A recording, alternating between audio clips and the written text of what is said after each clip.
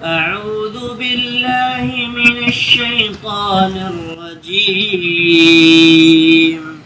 سورة الأنعام مكية. آية نمبر 41. ولقد أرسلنا إلى أمم من قبلك فأخذناهم بالبأساء والضراء لعلهم يتضرعون. فلولا إذ جاءهم بأسنا تضرعوا ولكن قست قلوبهم وزين لهم الشيطان ما كانوا يعملون. فلما نسوا ما ذكروا به فتحنا عليهم أبواب كل شيء حتى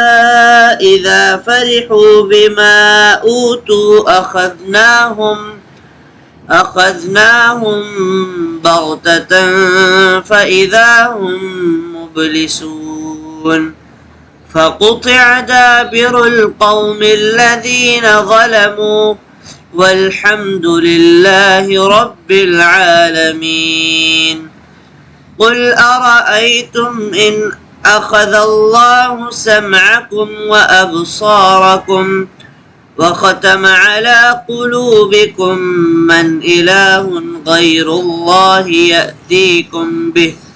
انظر كيف نصرف الآيات ثم هم يصطفون. قل أرأيتكم إن أتاكم عذاب الله بغتة أو جهرة هل يهلك إلا القوم الظالمون. وما نرسل المرسلين إلا مبشرين ومنذرين فمن آمن وأصلح فلا خوف عليهم ولا هم يحزنون. والذين كذبوا بآياتنا يمسهم العذاب بما كانوا يفسقون. قل لا أقول لكم عندي خزائن الله ولا أعلم الغيب ولا أقول لكم إني ملك إن أتبع إلا ما يوحى إلي. قل هل يستوي الأعمى والبصير أفلا تتفكرون. وأنذر به الذين يخافون أن يحشروا إلى ربهم ليس لهم من دونه ولي ولا شفيع لعلهم يتقون. ولا تطرد الذين يدعون ربهم بالغداة والعشي يريدون وجهه ما عليك من حسابهم من شيء وما من حسابك عليهم من شيء فتطردهم فتكون من الظالمين. وكذلك فتنا بعضهم ببعض ليقولوا أهؤلاء من الله عليهم من بيننا أليس الله بأعلم بالشاكرين. وإذا جاءك الذين يؤمنون بآياتنا فقل سلام عليكم كتب ربكم على نفسه الرحمة أنه من عمل منكم سوءا بجهالة ثم تاب من بعده وأصلح فإنه غفور رحيم. وكذلك نفصل الآيات ولتستبين سبيل المجرمين. قل إني نهيت أن أعبد الذين تدعون من دون الله قل لا أتبع أهواءكم قد ضللت إذا وما أنا من المهتدين قل إني على بينة من ربي وكذبتم به ما عندي ما تستعجلون به إن الحكم إلا لله يقص الحق وهو خير الفاصلين قل لو أن عندي ما تستعجلون به لقضي الأمر بيني وبينكم والله أعلم بالظالمين وعنده مفاتح الغيب لا يعلمها إلا هو ويعلم ما في البر والبحر وما تسقط من ورقة إلا يعلمها ولا حبة في ظلمات الأرض ولا رطب ولا يابس إلا في كتاب مبين وهو الذي يتوفاكم بالليل ويعلم ما جرحتم بالنهار ثم يبعثكم فيه ليقضى أجل مسمى ثم إليه مرجعكم ثم ينبئكم بما كنتم تعملون وهو القاهر فوق عباده ويرسل عليكم حفظة حتى إذا جاء أحدكم الموت توفته رسلنا وهم لا يفرطون ثم ردوا إلى الله مولاهم الحق ألا له الحكم وهو أسرع الحاسبين قل من ينجيكم من ظلمات البر والبحر تدعونه تضرعا وخفية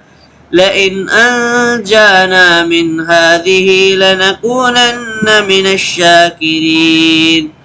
قل الله ينجيكم منها ومن كل كرب ثم أنتم تشركون قل هو القادر على أن يبعث عليكم عذابا من فوقكم أو من تحت أرجلكم أو يلبسكم شيعا ويذيق بعضكم بأس بعض انظر كيف نصرف الآيات لعلهم يفقهون وكذب به قومك وهو الحق قل لست عليكم بوكيل لكل نبأ مستقر وسوف تعلمون وإذا رأيت الذين يخوضون في آياتنا فأعرض عنهم حتى يخوضوا في حديث غيره وإما ينسينك الشيطان فلا تقعد بعد الذكرى مع القوم الظالمين وما على الذين يتقون من حسابهم من شيء ولكن ذكرى لعلهم يتقون وذر الذين اتخذوا دينهم لعبا ولهوا وغرتهم الحياة الدنيا وذكر به أن تبسل نفس بما كسبت ليس لها من دون الله ولي ولا شفيع وإن تعدل كل عدل لا يؤخذ منها أولئك الذين أبسلوا بما كسبوا لهم شراب من حميم وعذاب أليم بما كانوا يكفرون قل أندعو من دون الله ما لا ينفعنا ولا يضرنا ونرد على أعقابنا بعد إذ هدانا الله كالذي استهوته الشياطين في الأرض حيران له أصحاب يدعونه إلى الهدى ائتنا قل إن هدى الله هو الهدى وأمرنا لنسلم لرب العالمين وأن أقيموا الصلاة واتقوه وهو الذي إليه تحشرون وهو الذي خلق السماوات والأرض بالحق ويوم يقول كن فيكون قوله الحق وله الملك يوم ينفخ في الصور عالم الغيب والشهادة وهو الحكيم الخبير وإذ قال إبراهيم لأبيه آزر أتتخذ أصناما آلهة إني أراك وقومك في ضلال مبين وكذلك نري إبراهيم ملكوت السماوات والأرض وليكون من الموقنين فلما جن عليه الليل رأى كوكبا قال هذا ربي فلما أفل قال لا أحب الآفلين فلما رأى القمر بازغا قال هذا ربي فلما أفل قال لئن لم يهدني ربي لأكونن من القوم الضالين فلما رأى الشمس بازغة قال هذا ربي هذا أكبر فلما أفلت قال يا قوم إني بريء مما تشركون إني وجهت وجهي للذي فطر السماوات والأرض حنيفا وما أنا من المشركين وحاجه قومه قال أتحاجوني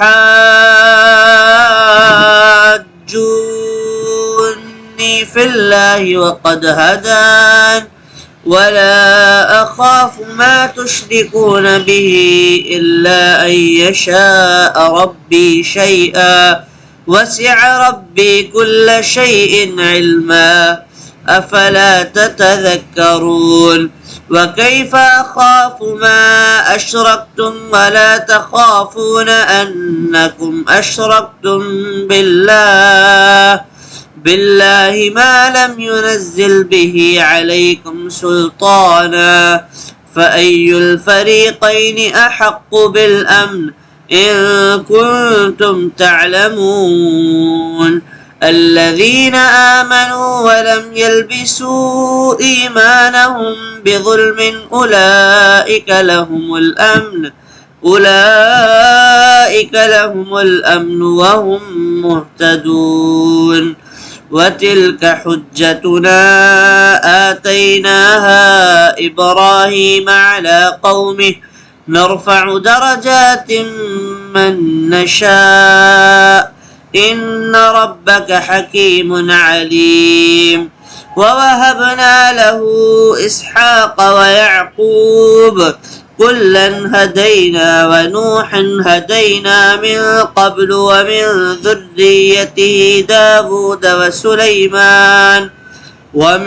ذريته داود وسليمان وأيوب ويوسف وموسى وهارون وكذلك نجزي المحسنين وزكريا ويحيى وعيسى وإلياس كل من الصالحين وإسماعيل واليسع ويونس ولوطا وكلا فضلنا على العالمين ومن آبائهم وذرياتهم وإخوانهم واجتبيناهم وهديناهم إلى صراط مستقيم ذلك هدى الله يهدي به من يشاء من عباده ولو أشركوا لحبط عنهم ما كانوا يعملون أولئك الذين آتيناهم الكتاب والحكم والنبوة فإن يكفر بها هؤلاء فقد وكلنا بها قوما ليسوا بها بكافرين أولئك الذين هدى الله فبهداه مقتده قل لا أسألكم عليه أجرا إن هو إلا ذكرى للعالمين وما قدر الله حق قدره إذ قالوا ما أنزل الله على شيء على بشر من شيء قل من أنزل الكتاب الذي جاء به موسى نورا وهدى للناس تجعلونه قراطيس تبدونها وتخفون كثيرا وعلمتم ما لم تعلموا أنتم ولا آباؤكم قل الله ثم ذرهم في خوضهم يلعبون وهذا كتاب أنزلناه مبارك مصدق الذي بين يديه ولتنذر أم القرى ومن حولها والذين يؤمنون بالآخرة يؤمنون به وهم على صلاتهم يحافظون ومن أظلم ممن افترى على الله كذبا أو قال أوحي إلي ولم يوحى إليه شيء ومن قال سأنزل مثل ما أنزل الله ولو ترى إذ الظالمون في غمرات الموت والملائكة باسطوا أيديهم أخرجوا أنفسكم اليوم تجزون عذاب الهون بما كنتم تقولون على الله غير الحق وكنتم عن آياته تستكبرون ولقد جئتمونا فرادا كما خلقناكم أول مرة وتركتم ما خولناكم وراء ظهوركم وما نرى معكم شفعاءكم الذين زعمتم أنهم فيكم شركاء لقد تقطع بينكم وضل عنكم ما كنتم تزعمون إن الله فالق الحب والنوى يخرج الحي من الميت ومخرج الميت من الحي ذلكم الله فأنا تؤفكون فالق الإصباح وجعل الليل سكنا والشمس والقمر حسبانا ذلك تقدير العزيز العليم وهو الذي جعل لكم النجوم لتهتدوا بها في ظلمات البر والبحر قد فصلنا الآيات لقوم يعلمون وهو الذي أنشأكم من نفس واحدة فمستقر ومستودع قد فصلنا الآيات لقوم يفقهون وهو الذي أنزل من السماء ماء فأخرجنا به نبات كل شيء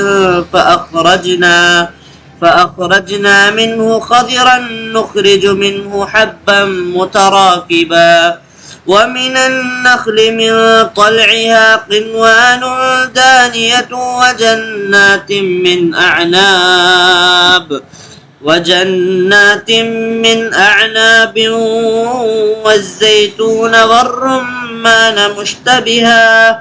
والزيتون والرمان مشتبها وغير متشابه انظروا إلى ثمره إذا أثمر وينعه إن في ذلكم لآيات لقوم يؤمنون وجعلوا لله شركاء